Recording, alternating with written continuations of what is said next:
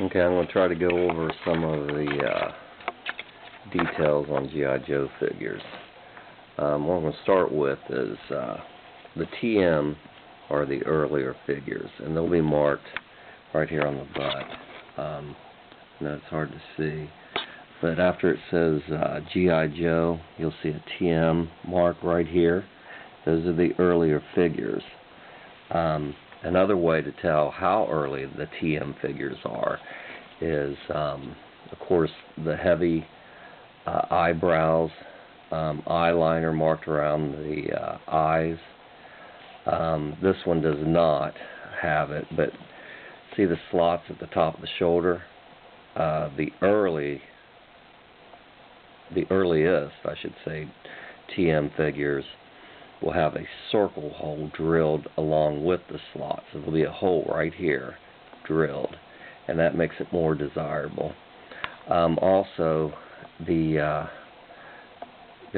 letter markings on each part, and this one here is just marked with a single letter, which would say L or R. And the later TM figures, which this one is here, will have two letters.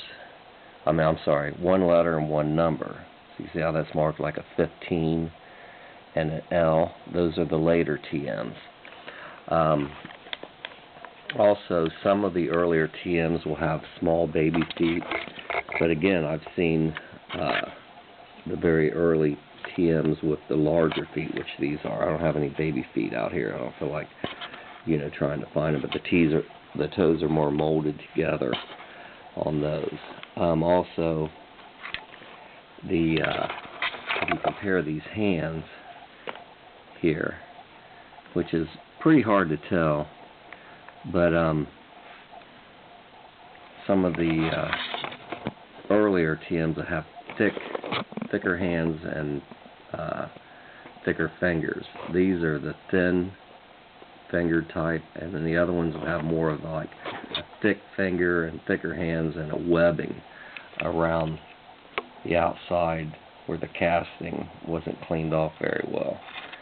And the very earliest TMs, which is really highly sought after, right here in this area here, in the shoulder blade area, there'll be a stamp, a heat stamp, saying Hasbro 64. And then the pre-production ones will be scribed with a scriber marked Hasbro, and those are extremely rare. And typically the ones that have the heat stamps do and do not have any markings whatsoever on the butt. They're usually smooth, no markings at all. Those are the earlier pre-production G.I. Joes. I do have one in there that you'll see, but definitely show that heat stamp is on there. And it would have slotted shoulders also, which this one does not. And then the later figures, as they came out, on the butt it says G.I. Joe R, which is a registered trademark, and these were the later issued G.I. Joes. They had the numbers and letters for each part. And also, this is a European face. Where is it at? Right here. I just showed a TM. But anyway, the R figure, which is G.I. Joe, and then it's marked with a circle R. Those are the later figures. Back to Soldiers of the World. This is a European face. They come in the different hair colors also. And, of course, this is the regular G.I. Joe face right here. It comes in the different hair colors. What you also want to check for is, like this figure here, isn't scuffed up real bad. He has all the paint on the rivets, you can see. The paint isn't wore off. It doesn't have many or any cracks on the joints. Right here is a common stress crack above the knee. It still has a shiny sheen to it, unlike this one that has more wear. You want to check to see if the figures are loose. The legs how loose they are. If you grab it and it falls over like that, the joints come out, that's a loose figure. Not worth as much. This one, of course, is a strong, stiff figure. The joints are tight. There's no wear. So that's how you help grade those in condition. It does have a crack above the buttocks there, but that is common. But that figure's in better shape, even though this figure's older and loose. A lot of times people buy them just because of their age versus condition, or vice versa. Over here is an early figure, the Raccoon Eyes. You see how it has the heavy eyeliner around the eyes, and of course the heavy eyebrow paint. Those are the earlier TM figures. You can see the paint on the rivets here are more worn. Some of them will have a red swirl design in the chest. Don't wipe that off, that just makes them worth more. But some of these rivets on the older Joes, instead of having this painted rivet, it'd be more of a brass colored rivet. If it has brass rivets, they're more desirable, so point that out, that it does have some brass rivets. And again, is the figure loose, tight, marked up? You know, this does have some wear on it, but it's in good condition overall, good paint. And again, it's the single numbers on the arms, which makes it an early TM figure. And that's just some of the things to look for when you're describing G.I. Joes.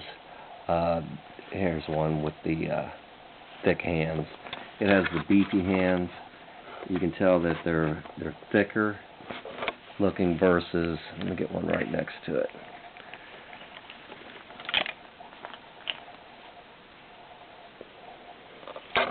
There you go. And you can see that the hands are thicker. They're more desirable, and it makes them an earlier TM figure. This one more than likely has the smaller baby feet, but again, like I said, some of them, even the early figures, do have the longer big feet. So I don't know. It's just an argument a lot of people have, but I've seen them, you know, both on the same year and make of the same type of figures. But again, look for the brass rivets. I don't know if this one has any. No, that one there is more of just rusty rivet versus, you know, being brass. Same here. And mainly, if you find any G.I. Joes, which I only have one, and it's marked on the shoulder blade, it makes them extremely rare, and their value, you know, around $1,000 or more. I've seen them go higher. So keep an eye out for that. You definitely don't want to sell a G.I. Joe that has that mark on it without explaining what it is, and you could lose a lot of money. This again, if you look at the tag back here,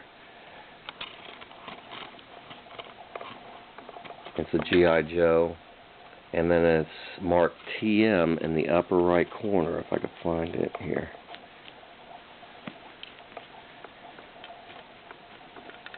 I can't get it folded back with one hand. But anyway, most of the jackets and pants are tagged. Some of the pants are not. But it looked like this, a G.I. Joe, and then TM in the upper right corner is the earlier clothing that was made. Hong Kong was the very first issue, and then Japan. But like I said, mainly to date them is the TM marking in the top is the earlier clothing. And then again on this Marine outfit, it's TM. It does have pockets. It has the front stitch line pockets, which they don't do those in the later figures in the R clothing. And then it will have pockets in the rear, and that makes them the earlier figures or earlier outfits, and they're worth more, especially in a condition, though, is everything. So there's just a few things to point out on these. And on this one, you can see the painted rivets, very good shape. I know I've tore this one apart just using parts for other figures. And the older TM figures, they're also prone for the heads to shrink. His head is shrunken, more of a narrow figure versus, you know, say this one here. And they're actually the same molds. It's just that this one's, you know, shrunk a little more than the other one. So it's still the same Joe, and, you know, shrinking heads is fairly common, but not that desirable. And again, the eyeliner head hasn't shrunk at all. So thicker, beefier hands. So of all these figures here, of course, this one would be worth more. This one's in very good European Soldiers of the World figure. Overall, body-wise, it's in much better shape. Common stress cracks at the knees. A tight figure, very little use. No paint wear on the face. That'll make it, you know, valuable in the sense of it's an art figure in good condition. These are more desirable. They're older. Less of them known to survive. Again, a common TM figure. It's loose. It's not as desirable, but when you get the outfits and you find out you have TM outfit, of course you want to try to put them on a TM figure to keep them in the same period. That should be it for now. I think if anything else, I'll update this video.